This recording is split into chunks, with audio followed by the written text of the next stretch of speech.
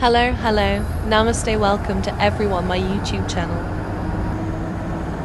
अहिले मेरो यात्रा चाहिँ अबमोटदेखि 5+ सम्मको यात्रा गइरहेछ।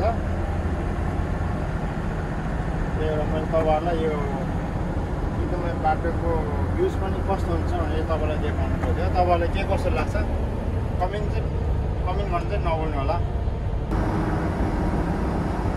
साथीहरू अब यो रेड सिग्नल चाहिँ यसरी ग्रिन बोलेपछि हामी कन्टिन्यू गइन्छ होइन। अब यसरी अब यो रेड सिग्नल बोल्यो भने चाहिँ जब हामीले यहाँ रोक्नु पर्ने हुन्छ, तर यो रेड सिग्नल छैन, ग्रिन भएन, सिधै अगाडि बढ्ने हो।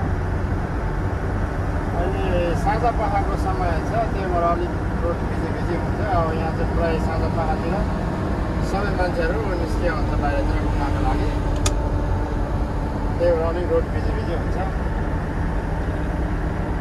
तपाईँलाई के कस्तो लागिरहेछ प्लिज कमेन्ट बक्समा आएर फिडब्याक दिनु होला। यदि तपाईँहरूले राम्रो भएर एकदमै फिडब्याक राम्रो दियो भने फेरि म यस्तै भिडियोहरू ल्याइराख्ने कोसिस गर्नेछु। अब चाहिँ हाम्रो ओभरटेकर रेड सिग्नल बोलेको छ होइन। रेड सिग्नल बोल्दाखेरि हामीलाई अगाडि यसरी गाडीलाई हामी स्टप गर्नुपर्ने हुन्छ। अनि यसरी रुल रेगुलेसन चाहिँ एकदमै फलो गर्नुपर्ने हुन्छ। अब हामीले यो रेड सिग्नललाई चाहिँ क्रस गरेर गयो भने 6000सम्म हामीले फाइन तिर्नुपर्ने हुन्छ, कतारी रियाल। 6000 भनेको नेपालको लगभग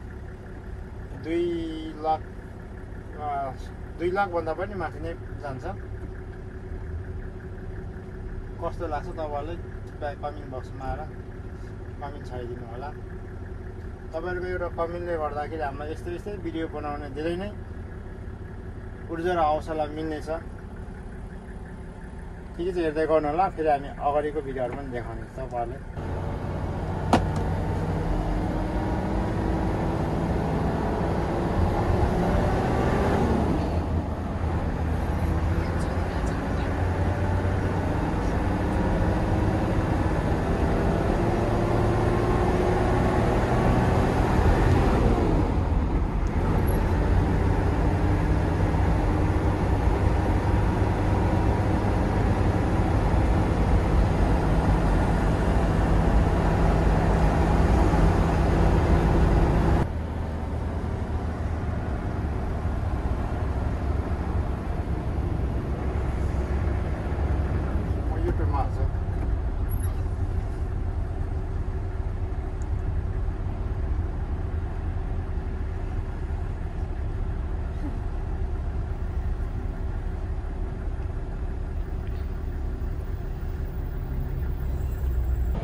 अहिले म चाहिँ ठ्याक्कै यो अलप स्टेटको रोडमा जाँदैछु।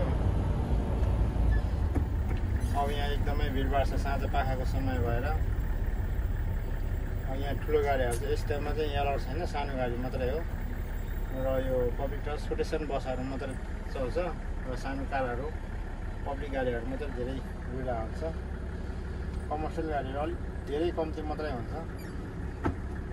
अब अगाडि फेरि ठ्याक्कै रेड सिग्नलबाट ग्रिन सिग्नल भयो, फेरि हामी अगाडि बढ्दैछौँ।